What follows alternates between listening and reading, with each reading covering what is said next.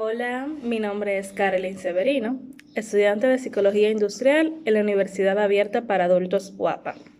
El propósito de este video es realizar una pequeña presentación acerca de los trastornos psicológicos como parte de mi proyecto final de la asignatura Psicología General en su segunda etapa. Para empezar, definimos los trastornos psicológicos como un patrón de síntomas psicológicos o de comportamiento que afectan a varias áreas de la vida y crean alguna clase de malestar emocional en la persona que le padece. Existe una larga lista de trastornos psicológicos conductuales, pero en esta ocasión abundaremos solo en los principales, comenzando por los trastornos de ansiedad. Algunas personas experimentan la ansiedad en situaciones en las que no hay una razón o causa externa para sentir ese tipo de angustia. Cuando la ansiedad se da sin una justificación externa y afecta el funcionamiento cotidiano de las personas, los profesionales de la salud mental la consideran un problema psicológico conocido como trastorno de ansiedad. Existen 4 tipos de trastorno de ansiedad: el trastorno fóbico, el trastorno de pánico, el trastorno de ansiedad generalizada y el trastorno obsesivo compulsivo. La fobia es un temor intenso e irracional a objetos o situaciones específicos. Por ejemplo, la claustrofobia es el temor a los lugares cerrados, la acrofobia a las alturas, la xenofobia a los extraños, entre otras.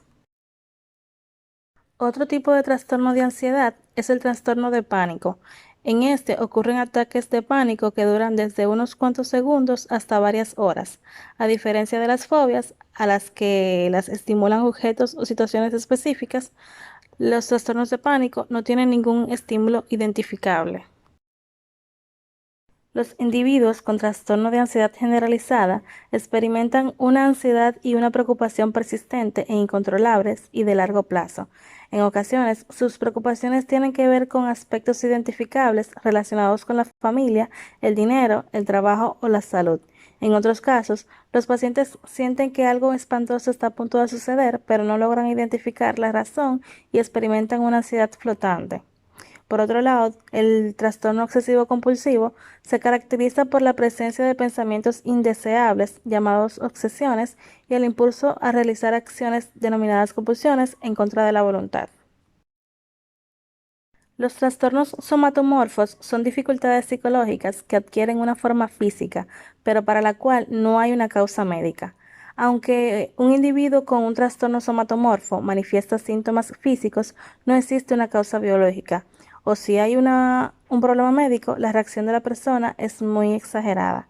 Ejemplos de esos trastornos son la hipocondría y el trastorno de conversión. La hipocondría es un tipo de trastorno somatomorfo caracterizado por un temor constante a las enfermedades y una preocupación por la propia salud. Estos individuos consideran que los achaques y dolores cotidianos son síntomas de una enfermedad grave. Otro trastorno somatomorfo es el trastorno de conversión. A diferencia de la hipocondría, en la que no hay un problema físico, los trastornos de conversión suponen una perturbación física real, como la incapacidad de ver u oír o de mover un brazo o una pierna. La causa de esta perturbación física es puramente psicológica, no hay razón biológica que genere el problema. Los trastornos disociativos se caracterizan por la separación de diferentes facetas de la personalidad que normalmente están integradas y trabajan en conjunto. Los principales tipos son el trastorno de identidad disociativo, personalidad múltiple, en la que la persona manifiesta características de dos o más personalidades distintas. También está la amnesia disociativa, que se caracteriza por una pérdida selectiva de la memoria. Sin embargo, el material que se olvida aún está presente en la memoria, solo que no puede recordarse. Y por último, también tenemos la fuga disociativa, que es otra forma de amnesia en la que el individuo pierde noción de sí mismo por un determinado tiempo. Los trastornos anímicos se caracterizan por estados emocionales de depresión o euforia tan fuertes que perturban la vida cotidiana.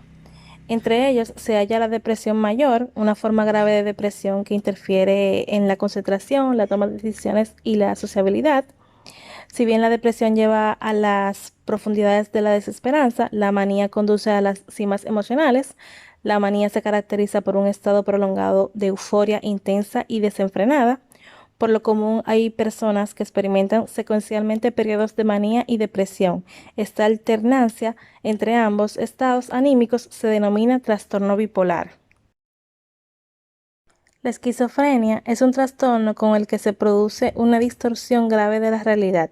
El pensamiento, la percepción y las emociones pueden deteriorarse, el individuo puede retraerse de la interacción social y es posible que manifieste un comportamiento extraño.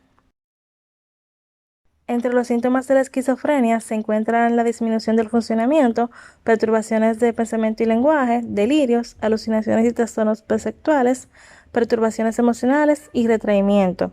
Los síntomas de la esquizofrenia se clasifican en dos tipos. La esquizofrenia de síntomas positivos se manifiesta con la presencia de un comportamiento trastornado, como alucinaciones, delirios y extremos emocionales. En comparación, la esquizofrenia de síntomas negativos se muestra una ausencia o pérdida del funcionamiento normal, como retraimiento social o embotamiento de las emociones.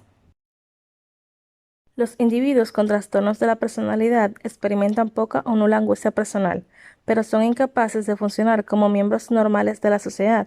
Entre estos trastornos se halla el trastorno antisocial de la personalidad, en el cual los individuos que sufren esta perturbación no muestran consideración por las reglas morales y éticas de la sociedad o por los derechos de los demás.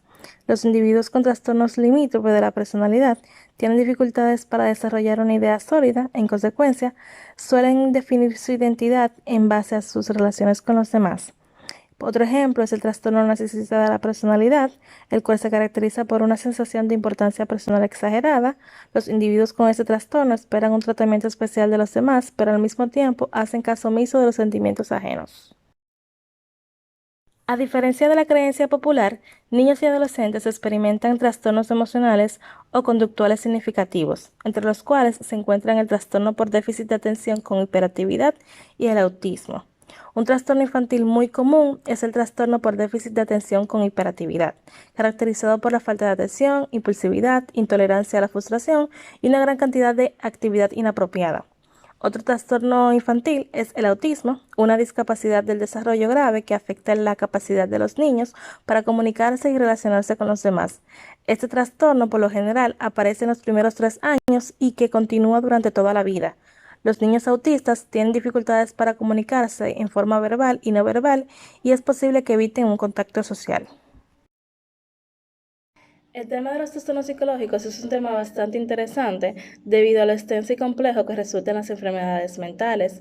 De hecho, las enfermedades que vimos en este video son solo una pequeña porción de la larga lista de afecciones mentales que afectan a los seres humanos. Hasta aquí mi presentación.